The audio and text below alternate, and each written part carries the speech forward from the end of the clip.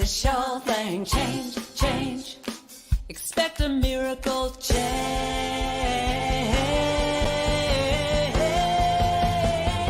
Watch me change when you change the way you look at things.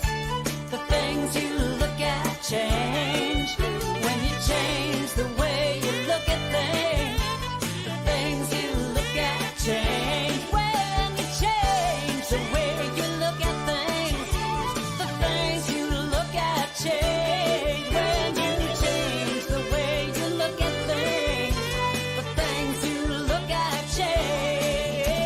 Now do do do do do do change. Do do do do do change. Do do do do do change. Do do do. Well, good morning, good afternoon, good evening, wherever you're coming to us from. Gosh, don't you just love that song? I just love it. Change. When we change the way we look at things, right? The things we look at change, which is just so relevant for today. And today we've actually changed things up a bit because Speaking of look change. who's co-hosting. My name is Cheryl, and my co-host is... Marg. And And- today we're interviewing Barbara. Barbara Schreiner Trudell. Barbara Jean. Let's call her Barbara Jean because that always sounds so much nicer. For a moment. Say again? We'll call her Barbara Jean for a moment. I'm going to call her something else in a few. Yeah, we don't want to call her BJ, right? Anyway, before we begin, I'm going to open up with Mark. Stop it. I'm going to open up with the land acknowledgement, which is very serious. So let us take in a deep breath because we want to acknowledge that we work, live, and play on the historical and traditional territory of many First Nations as we gather on Turtle Island, which is where this show is coming to you from. The North Americas. We as settlers are grateful for the opportunity to meet here, and we thank all the generations of people who have taken care of this land for thousands of years. We include the Métis, the Inuit, the Haudenosaunee, and all other Indigenous peoples. We also acknowledge that we continue to grow and expand on these lands, and that there is still unresolved and dangerous inequality and discrimination towards many groups in our communities all over the world. By making these acknowledgements, we strive to be allies, and we take an active part, or we try to at least, in reconciliation. We recognize our oneness, we realize our history, and we choose to create a new reality. We are one. And I just have to say, before you go on, Mark, I love that flag that's hanging behind you, right? Because that just speaks so much to, many different paths, but ultimately we are one. So, Thank you, Cheryl. Thank you, Cheryl. Today we're going to be interviewing Barbara, and I will be bringing her on as Reverend Barbara shortly. And today we're going to be talking about midwifing peace.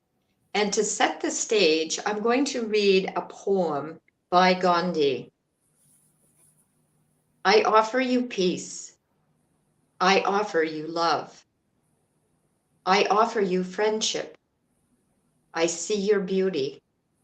I hear your need. I feel your feelings. My wisdom flows from the highest source. I salute that your source in you. Let us work together for unity and peace. Mahatma Gandhi. Thank you for those words. So as I beautiful. mentioned today, thank you. We're going to be interviewing Barbara Schreiner Trudell. Barbara wears many hats and has traveled many journeys. She sits on the Unity Canada board, the Toronto People's AIDS board, New Thought Media board. She's going to speak to us from her life experience, and new life experience is playing the piano. She's a new friend to me. She's a reverend. She's a wife. She's a mom. And I understand that she wakened to new understanding and works to bring joy to the world. Could you come to us, Barbara, and give us your perspective as a Reverend Barbara? And I just want to say, with all that you introduced Barbara as, the two words that came to my mind were phenomenal woman. Oh, thank you. Thank you so much. It's interesting to be on this side of the Mhm, show. mhm. Yeah. I So, do like the idea of midwifing piece like that. yes, I was just going to say, I don't recall if I mentioned that that's what we would be talking about today, Yeah, with actually, Mark everything that's did. Yeah. with everything that's going on. Thank you, Mark. We felt that this was definitely a challenging conversation because of the fear that's out there, and it's not just in one place right now; it's spreading all over. And so, how do we address that? How do we change that and change our thinking? I I'm think just going to speak before you do, Barbara, if you don't mind. Sorry to cut you off, but that's Let okay. you speak later. Like, just give us a few. I just want to say that I plead totally ignorant in world politics, so I may be silent for a while. And a recent experience and a good friend taught me a lesson just recently. I watched a video, and the video was on someone's experience of being a Jewish woman. And I listened to this video, and my heart felt for her. And I felt like I was living her experience and had to say what she believed her truth is. Well, I guess it was her truth for her, but it wasn't my truth. And so what my friend shared with me, Cheryl, was everybody has their own experience, and it's okay to listen to those experiences, but not take them on as my own. So Exactly. I'm going to sit back and listen now. Thanks, Mark. Oh, thank you. Well, we definitely are living in very interesting times right now. And I know from my congregation and different people that I associate with or work with that there is a lot of fear. People don't know what to expect next. Things that are happening around the world, whether it's in our own countries or other places, are atrocities, and there's genocide, and it's really quite difficult to deal with. And one of the challenges we're faced with is, how do we talk about it? How do we stand for what is truly right and good? Because each one of us has our own perception of what's going on. And so if we take sides, then we actually become part of the problem when we take sides. And as a spiritual woman who works with a diverse group of people, for me, it's really important to remind myself over and over again that we all live, move, and have our being within this universe. We are all playing some part in it. And the minute I take one side over another, then I've actually divided the whole, which can't Yeah. really be divided anyway, but that's the experience that happens, is division. That causes more anger, frustration. It causes them and us. Yeah. Others, there's so many people who live with that other experience. They're other than everybody else. And I think we're going to create more problems by doing that. But if we can feel what we're feeling, because I hear you, Marg, about that video that you watch, because I think it's the same one I watch, and it's heartbreaking to watch what's Mhm. going on around the world. There's no other way to say it. It really is sad. And for me, I don't understand the violence. Mhm. I don't understand why I have to have people agree with me and believe what I believe and Yeah. walk the path that I'm walking. We have 8 billion people on the planet. What if we all are unique and special? What if we all have our own view of things? What if we could coexist like that Yeah. beautiful flag on your wall, Mark? Like, Mhm. I think we have to find a way to stop the separation. So I'm gonna try and be real, and not that you're not being real, but Mhm. when I hear myself talk like that, Barbara, and think like that, which is I agree with you 100%, but I think we've just got to go a little bit deeper in Mhm. recognizing that nobody actually knows anything. That's People right. have small bits of information and they Yeah. make these decisions about who's right and who's wrong. And then they spread all this information, and try and get people on their team to back their belief system, and this is the big thing that for me is is quite scary. And I want people to talk about this and to think about it and understand it. That, somebody, this video that we're talking about, and thank you for mentioning that, Mark. This was actually, she's a well known actress sharing her experience in the United States about being Jewish and how unsafe her son feels about going to university, and this that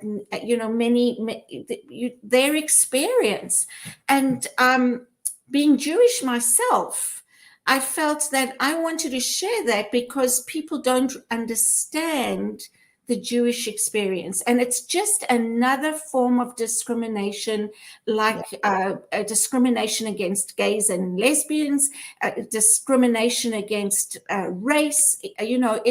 It's just another form of discrimination and Yes. dehumanizing people, Dehumanizing, that's a right? big one. And it's the people that are fighting as well, in some sense, dehumanize people, because otherwise, how do They you have kill to. someone, Yeah. right?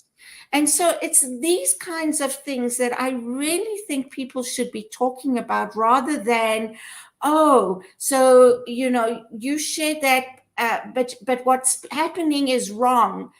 Look at what the Israelis are doing, and I agree 100%. That's not the point. What I was trying to do was to acknowledge a personal experience that I can relate to. Um, Absolutely. and when you look at what's going on around the world with all the demonstrations, you have Israelis and Jewish people who are protesting for peace and who are protesting for a ceasefire. And then you have the others who are protesting to kill the Jews, basically. Not just Israel. It's not just about Israel.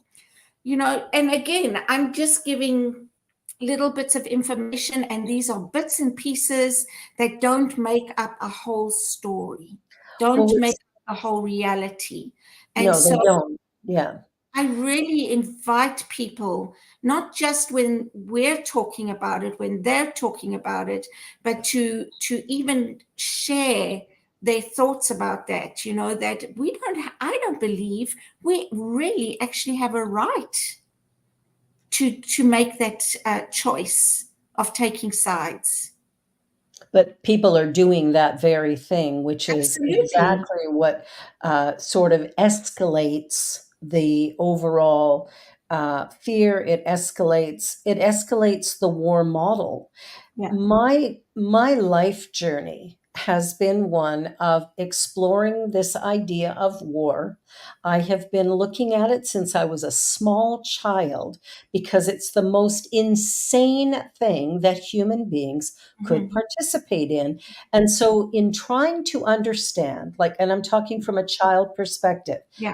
7 years old, 8 years old, 9 years old, 10 years old, watching war movies, Bridge over the River Kwai and things like that, getting into grade 6 and grade 7 and starting to read books like the Nuremberg trials and Mein Kampf and all of these things to try and get an understanding as to why adult human beings would think that by killing someone they will get to a place of peace.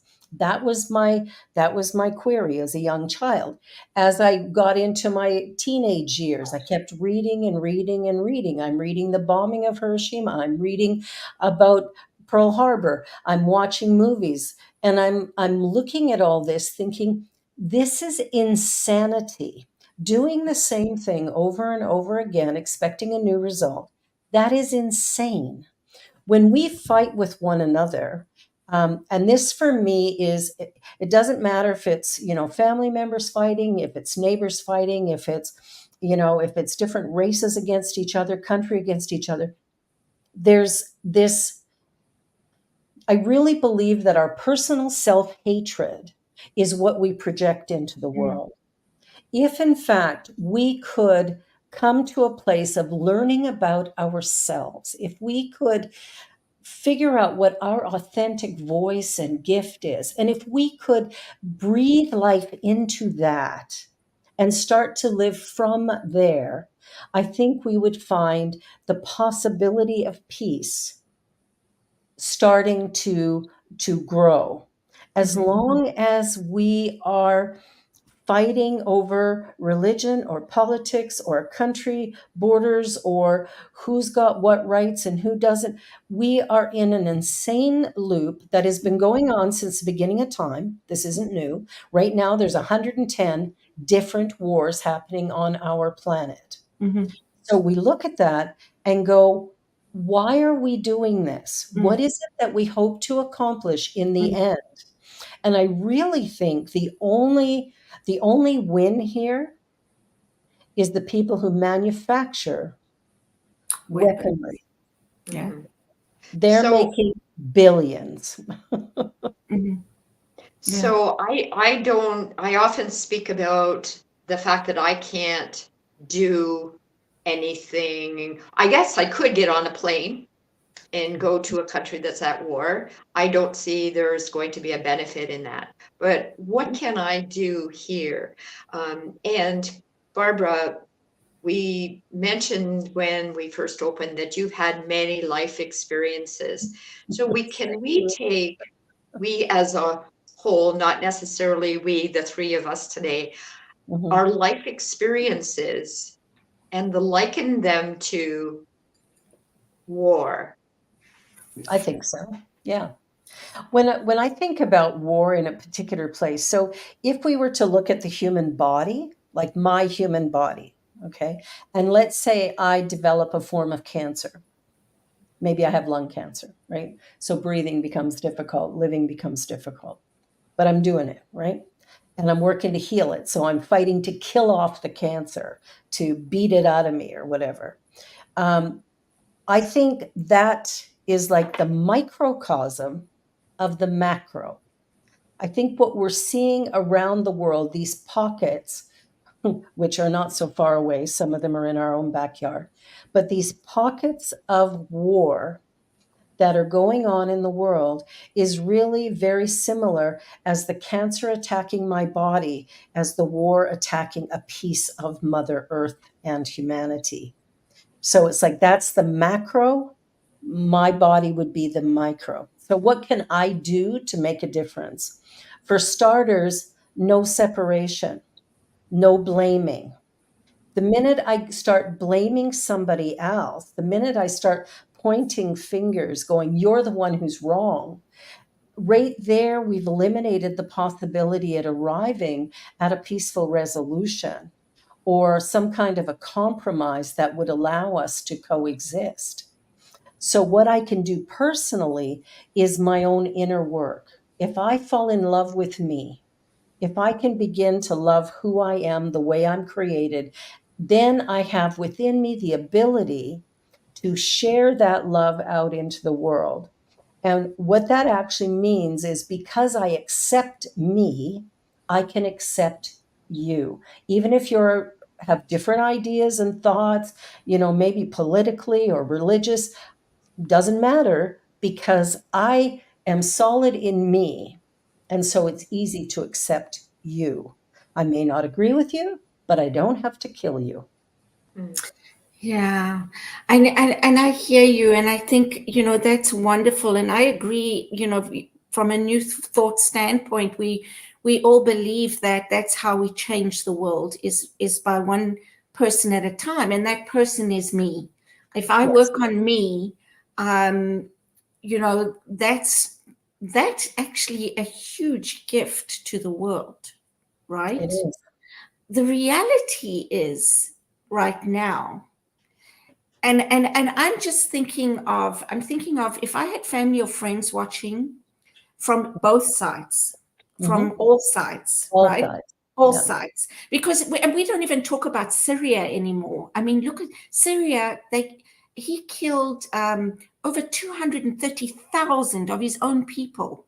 We still talk a little bit about Ukraine, but suddenly, it's where the media takes us that puts the focus It's on never which truly war honest. exactly. And so we as people are being swayed, we are being controlled, Manipulated is the word. manipulated, Yeah. right? And so for me, I really want us to recognize these dangers, to recognize these different realities. There's no one reality because we spoke, we talk about it all the time. It comes from our perspective. And Always. every Jewish person, every Arab person, every Christian, every Sikh, whatever you want to name, everybody in the Women. world will have a different perspective about the same thing that we would be talking about, coming Absolutely. from their upbringing, their conditioning, so it's learning to respect that. It's learning to not have to be right, There's right? a big one. It's huge, right? That It we is want to huge. be Yeah. right. It's learning that I am you and you are me, and Mhm. learning to see each other as human beings. Yes. What if I was in that situation? How would I feel? How would I be? Just having a little bit of empathy. Well, Um, and that's where when we've come to a place of really accepting who we are, we do have empathy and mhm. we have a willingness not only to empathize, but to actually put some action behind that. Where, somebody around us is having some kind of a challenge. And so we step up to support in the Yes, moment when that's yes, needed. yes, And it's not necessarily going to be comfortable, yes. right? Like that's the key that And we're looking at. that's a great point, because what that made me think about was we don't have to get involved in the fight, in the violence, in the war, but we can have conversations with our brothers and sisters, which I know a lot of Jewish communities and Muslim communities are coming together and doing, Mhm. right? And they are standing up and saying to their people that this is not okay, to protest and take sides and all these hate crimes that are being committed, and things like that, right? So it's actually um, mirroring behavior Mhm. like that. Rabbis and imams coming together, different communities coming together, rather than being at war with each other, when last week they were neighbors and were swapping recipes and food. But all of a That's sudden now they're enemies, right? it's one of the reasons why I don't watch the news because the news the news of late is fully editorialized, and depending on the network that you're watching will depend on the slant that Yes. that is going to take.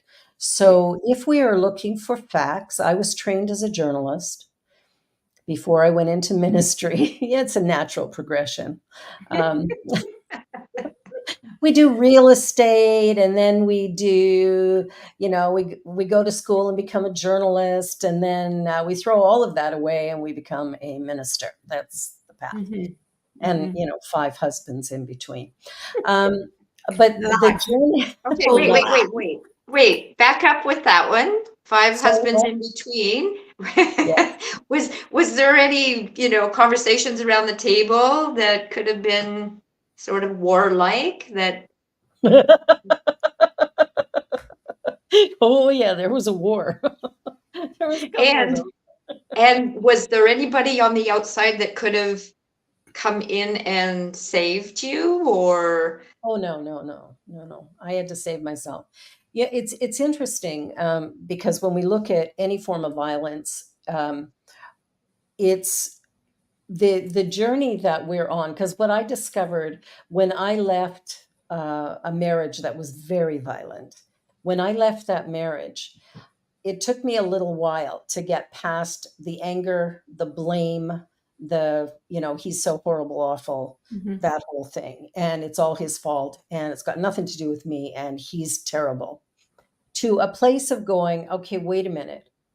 You had your first marriage was a violent marriage. Your second marriage just wasn't much of anything. Your third marriage, violent, way more violent even than the first one. And so you walk out of that and you go, okay, I've been married 3 times. 2 of them were very violent. What's the common denominator? Me. So I had to take a look at the fact that I had a part in this. Now, my part, I'm not going to condone his behavior because it was bad. Mhm. But my part was I put myself in the room. I married him knowing he had a drinking problem. I stayed with him after much abuse had happened. So sometimes when we get in these warlike settings, whether it's in our home life or it's countries, what happens is that we are, we're in this familiar place. I was raised in a household where my dad would rage and my mom would hit us. So this is what I'm familiar with. Mhm. So putting myself in the room with somebody who's abusive was kind of a familiar place to be. So it really took me taking responsibility for my putting myself in the room. And I made a clear decision when I did that, that I would never do it again, that I would see the red flags, that I would walk away. So before we go on, because that's a great point, taking responsibility, right? And what is my responsibility? Exactly. What is our responsibility? So let's take a short break. We're halfway through. Gosh, it goes so quickly. And we can pick up where we left off when we come back. So don't go away. Stay, like, share, and we'll see you in a moment.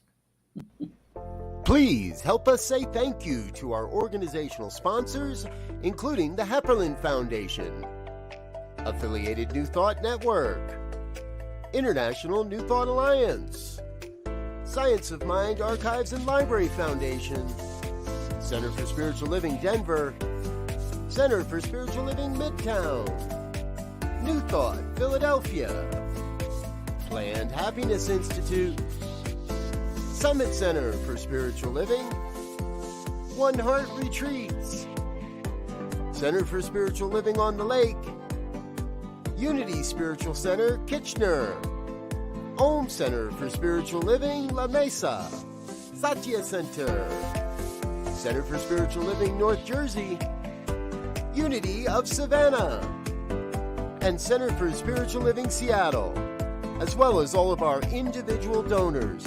thank you for making New Thought Media Network a place to be. Please come be you. And remember, like, share, and subscribe. New Thought Media Network, positively inspiring.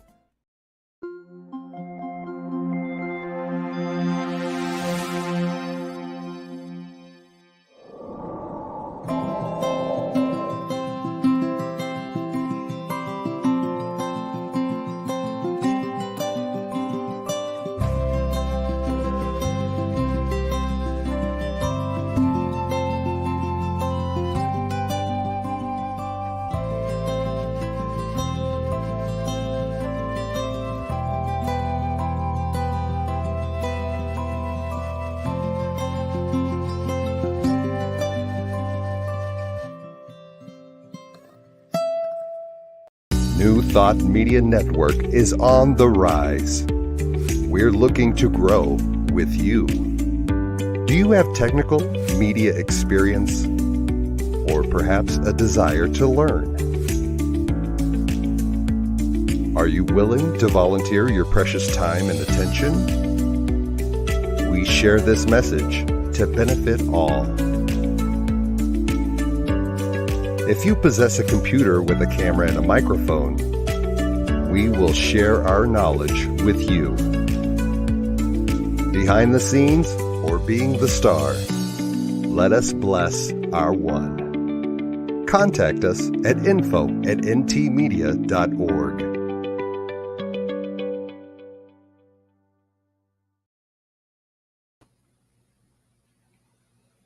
Welcome back. Before we move on to responsibility, again, I just want to acknowledge that I have family and friends in Israel.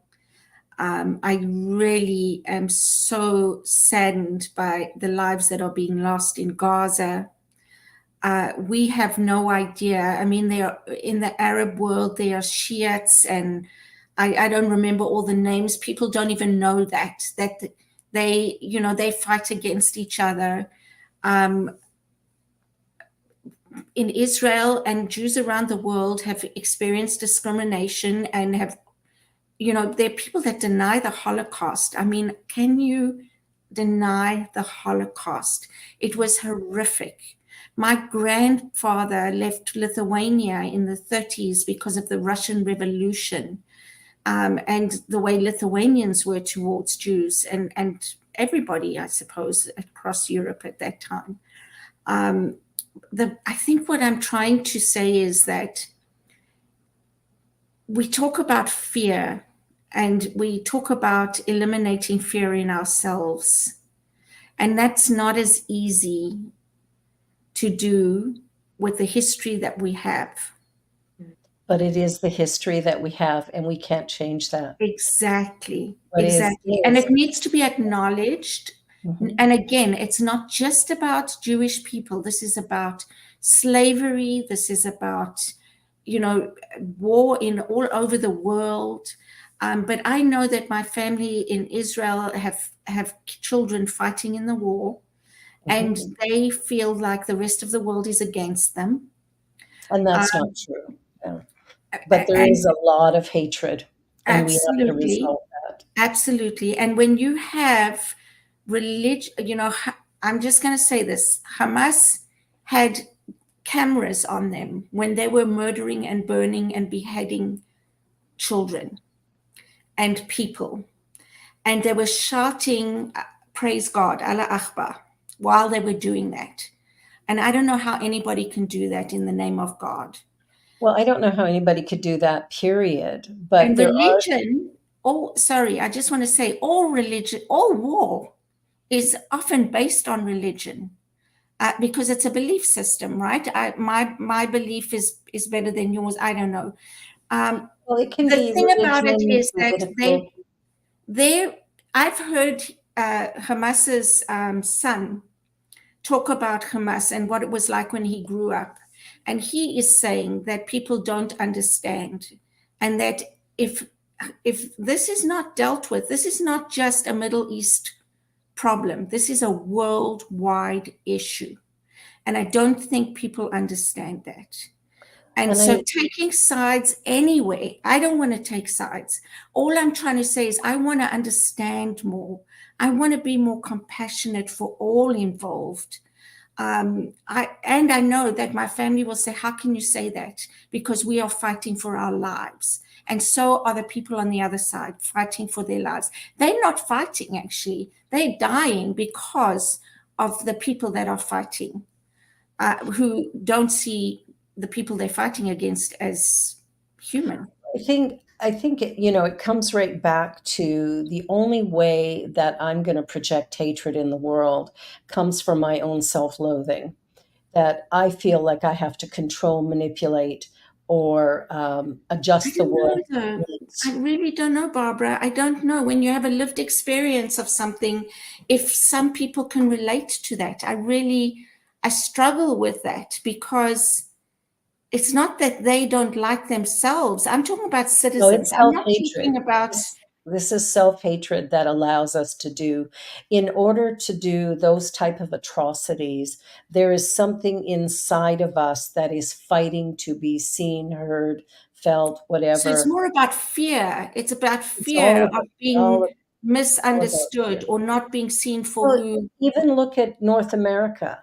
We've got white people who are angry when immigrants come in because they're going to Mhm, take our jobs. They're going mhm. to they're going to, Yeah, cause our children to believe differently. Look at the transgender community.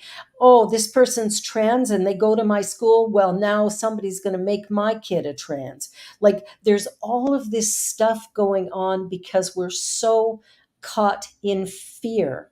And we're not going to resolve these yes. challenges from the level of consciousness that created them. We have to go beyond that. And that's where I love the prayer by Gandhi, why I love what the Dalai Lama has to say, that Mhm, only way we arrive at peace mhm. is to find it in our hearts Yes. to love. There can't be an other. The minute we put other, you, them, they, like we go to that place of, oh, that person, that group, those, Mhm, that political party, that mhm. religion. The minute we start doing the separating thing, it all comes from fear and it results in a fight to survive. And the fight to survive is my personal Yes. identity. I want to save my personal Mhm. identity, my personal agenda, my personal way of being. And I don't know how to do that and be okay with you. And Yes. that's the dilemma, right? Yes. Is how So do I we agree with all of balance? that, I which think doesn't Mark, boil down to self-hatred for me. It was the fear and the othering and the if survival you and really love you, like not as a narcissist, but you have a mhm, deep, passionate love mhm. and acceptance of who you are, you will find it quite easy to be kind in the world that you live in, Yes, there I do right? agree with That's you. Because Mark you will had be at her, peace. yeah, Mark had her hand up. She was trying to squeak in Trying to here. squeeze in. Yeah. So I have a question, but I'm just going to, in the book, in the shelter with Padraig, I'm going to Mhm, not do a justice to his name. Mhm, He talks about this young 10, 11-year-old girl who says to him, and Padraig is a Buddhist, I think, or Catholic, some, he's a teacher. And the little girl says to him, why does God, why did God make Protestants? mhm, So he asks her further about why she's asking that question, and further down in the story, he talks about fear. Like she's grown up with the Belfast story, mm, with the belief that, you mm, know, Protestants are a threat to her. mhm, And interesting, mhm. interesting. So, how do we live in this world? How do we not be an active bystander? We're watching whatever happens and mhm. we want to be compassionate. Mark, before we people. go there, I want you to repeat that because I think that is very important. When you said she's grown up believing that she's not safe, or just repeat what Yeah. what he said, because So I really think for me that is so important for all of us to recognize that this is about how we have grown up and taught to believe. right. So she's grown up in Ireland, in Belfast, and she has the belief that Protestants are a danger to her, to the extent that she asks Padraig, why did God, like, how could God make Protestants? Mm, mm, Why would And God so, make somebody who's going to harm me? yeah. exactly. Yeah, that's a very good question. Yeah. And, you And know, the answer, go again, because that was key for me. There, I didn't get into an answer. It was Oh, just that was her belief. He further questioned her where her belief came from, and she played soccer really well. And he says, actually, I know a number of Protestants who would love for you to be on their team.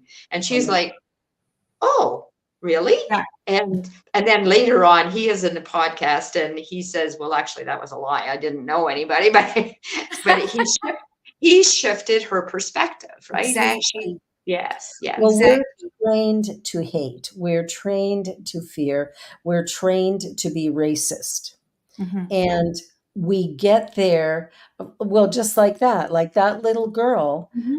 didn't, I mean, if you put a Protestant and a Catholic side by side, you wouldn't know one from the other. Mm-hmm. There's no way to tell the difference. Mm-hmm. They kind of look the same.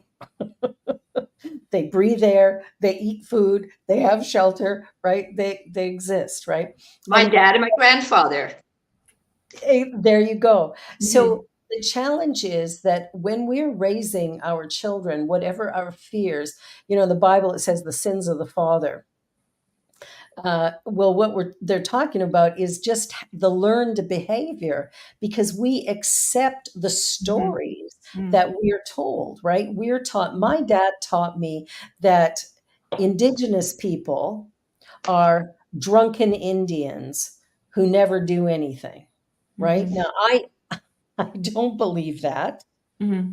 But when that thought entered my mind a few years ago, I was appalled at myself for having the thought. But what I realized is where it came from, and I was able to change it. Mm-hmm. We have been trained to fear. I remember when my kids were little, the big thing, stranger danger, stranger danger. There's more danger sometimes in your own home than there is out on the street. Mm-hmm. So again, it's a false way of sort of shifting perspective. And I think we have to individually and collectively take a look at our own self and decide, who am I going to be in this world? And what is it that I want to create in this world? Do I want us to be fighting each other? Do I want us killing each other? Do I want school shootings? Do I want, trans people murdered because, I Well, I don't think we know that understand? nobody wants that. So, There are people who do want that, oh, and they're the ones who are doing the very thing, right? yeah. So it's like, I'm going to fight for my right to exist. So how do I do that? And that's Yeah. really what the fight is, but it's coming from such a backward place. We have to acknowledge, like, we're teaching a class right now, Life Loves You. Mm-hmm. And it was a book written by Louise Hay and Robert Holden. And in that book, it's like, if life loves me, Mm-hmm. then life is for me, not against me. And if that becomes what I truly believe, then it sort of flows that I am going to find it in my heart. I'm going to find a way to meet people that I don't understand or don't know yet. Yes. And I'm going to find space to receive them in a way that honors whatever our differences are, rather than I remember reading Michelle Obama's recent book, and she talked about being the other. Mm. Michelle Obama, for crying out loud, Course, you yeah. know, first lady, and she's feeling separate than. Yeah. Why? Because of the color of her skin. Exactly. We have And so what you're saying, I think, is absolutely, totally, 100% correct. And I will add, we need to be doing this with our children. absolutely. We need to wash our conditioning out of the system, Mm. right? And so that's a big part of it for me. Are we repeating the sins of the father? How are we bringing our children up? How are we talking to our Exactly. children to see the world? And I think that's really another important thing for all of us to consider. And I will also say we have to do it so consciously, because I'm going to speak for myself. I am so conditioned, I'm not just saying by my family, but by the world, by the world. media, by the school I went to, the society I lived in, all those kinds of things. And so we have to be able to have that awareness and to acknowledge it before we can change it.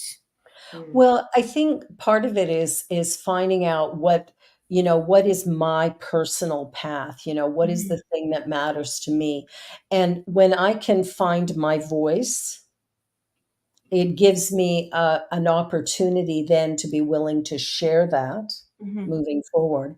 But also, it's an opportunity to really look at, what do I believe for real, and what beliefs are running my life that I'm just becoming aware of. And when we start to see what the beliefs actually are, it doesn't take long to know, well, between the media and our teachers and the system that we live in, we have been conditioned to accept certain things that I don't know why we accept them, but we do. And I think part of it, as human beings, we have not realized that the power actually is in the base. There are more of us than there is the powers that be that tend to be running Right. some of the things that are Right. going on. But we play small and go into agreement with the powers that be because we're afraid to stand against them. Because we don't know how to handle it. Exactly. We haven't been trained to deal with conflict in a productive way. We haven't been taught how to communicate effectively. We go to school for all these years and we don't learn the basic skills that would actually really serve us moving forward, like how to communicate in conflict. There is a way to have a conflict without fighting. And A disagreement. well, I can Well, agree. disagreements cause conflict, right? But we get into, for me, when we reach conflict, we're becoming combative. So how do we deal with how do we deal with things? No, it can be two differing opinions, but instead of coming at it from a combative stance, I can go, that's a very different way to believe. Exactly. I Yeah. can be curious and have a desire to try to understand you. Now, Yes. the thing is, we're never going to understand each other, No. right? Like, I'm not in your head, you're not in mine. So there's no way to fully understand. Thank But we can goodness. appreciate, yeah, exactly. We can appreciate and we can, empathize, and we can support. We can be Yes. allies. We can work together to create a new reality. I think we need more women running the world, Oh, I agree, 100%. because I think women are less likely to immediately go to violence. I think, and I mean, not all, but most women, I think, Yeah. have a softer edge where it's like, how can we resolve this in another way? There's a Could we- video I watched yesterday, and it's a Muslim woman, a Jewish woman, and a Christian woman. Mhm. And they're singing this song, and they like in the desert, and they're walking from different areas, coming together and smiling and singing this song, Yeah. about this is what mothers want or don't. I can't remember exactly. Yeah. And mothers don't want their children to be fighting each other. Doesn't matter what religion you are. Some mothers. Mm. Yeah. So I had a conversation because I don't understand war. I had a conversation with a friend of mine, and her brother-in-law is an officer in the Canadian Armed Forces, and his son went off to Afghanistan. And I was like, oh, I would just hate that. I said, how are they doing with that? And she said, oh, they're very proud. Mm, They're very happy that he's mm, gone to war. mm. And I'm like, whoa. And again, it's belief It's- systems, it's- right? When you believe that you can die and go to heaven and have I don't know how many wonderful women. Well, I'm not sure that this family believes that. They're not religious people, but But there it's- are people that believe There are that, right? do And also believe are willing to die proudly because of Yeah. that. And there's some who just politically go, I'm saving my country. I'm Yeah, not sure yeah. how Canada They is have a saved by cause. killing people in Afghanistan, but that's the story. See, Yeah. we tell stories to ourselves that give us a level of comfort so Yeah. that we can do the things that we think we need to do. And one of the questions that I sometimes wonder is, whose should am I living? Like Mm. whenever I go, oh, I should do this or I should, whose should, Mm, right? Because if I'm saying should, I think there's a Mm. no in there. mm, But if I feel like I have to do it, where did the should come from in the beginning? Who Mm. brought that in? mm. Like that's the piece for me. Now Yeah. we're getting to the end here, and we have a video we want to show at the Oh, end. So yes, we do. Thank you for the reminder, guest Barbara Jean. This is, before we show it, I want to acknowledge that this is a really difficult conversation it is. for anybody to have. And there's And no answers. there are no answers, but I do believe that it's a conversation that we could be having to at least try and understand ourselves, understand each other, and try and shift our perspectives so that we can choose to be better. And for me, what I'm also understanding is that actually saying less is more. Because when we get into, that conversation again, and people are sharing different points of view, it becomes combative. It can. It really can. Maybe part B is answers. Yeah, that's a good idea. Not a bad idea. It is a conversation that one could actually have a series on, because it's exploring different people's viewpoints and yeah. how tied Yeah. we are to them. Like And I think again as well, to be able to respect their different points of view doesn't mean we have to agree. Yeah. And it doesn't mean we have to be enemies. But yeah, let's take this time, because it's a beautiful song, and it was put together about 6 years ago by a guy in Haifa, in Israel, where he also brought together people from all different faiths to sing this song, which is really ultimately, I think, what most of us are working towards one day. Thank you both for your voices today and for sitting in the seats you sat in. Thank you, Mark. Thank you for being such an awesome host. Barbara Jean, you're a wonderful guest, as well as a co-host, and I'm just so grateful to be here today. Yeah, me too. Me too. Thank you.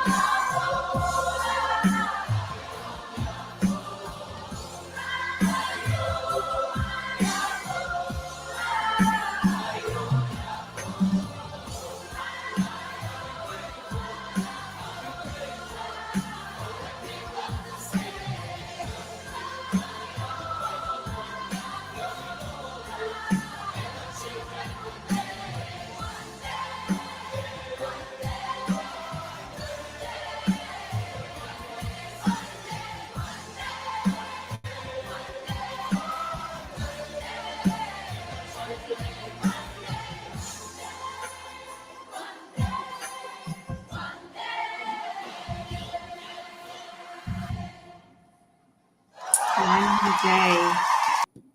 Isn't that beautiful? So, in closing, Barbara, do you have something you can share with us to take away today? I think love is the answer, and that is, and for me, love means oneness. It means connection and acceptance. Mhm. And so, if we could just choose love, take a breath, take a pause, choose love. Beautiful. Thank you. And I think we're going to close on that note. And I invite anybody who's watching, if you think that this is an important conversation that needs to be shared, please share, like, and hopefully we will see you again next week. Thanks, everyone. Thanks, Mark. Thank you, Mark. Thank you, Cheryl. Bye. Is there anything, Mark, you would like to say in closing? I'm good, thank you. Okay, I'm sorry. I tend to sometimes do that. But again, thanks, everyone, and see you next week. See you next time. Bye.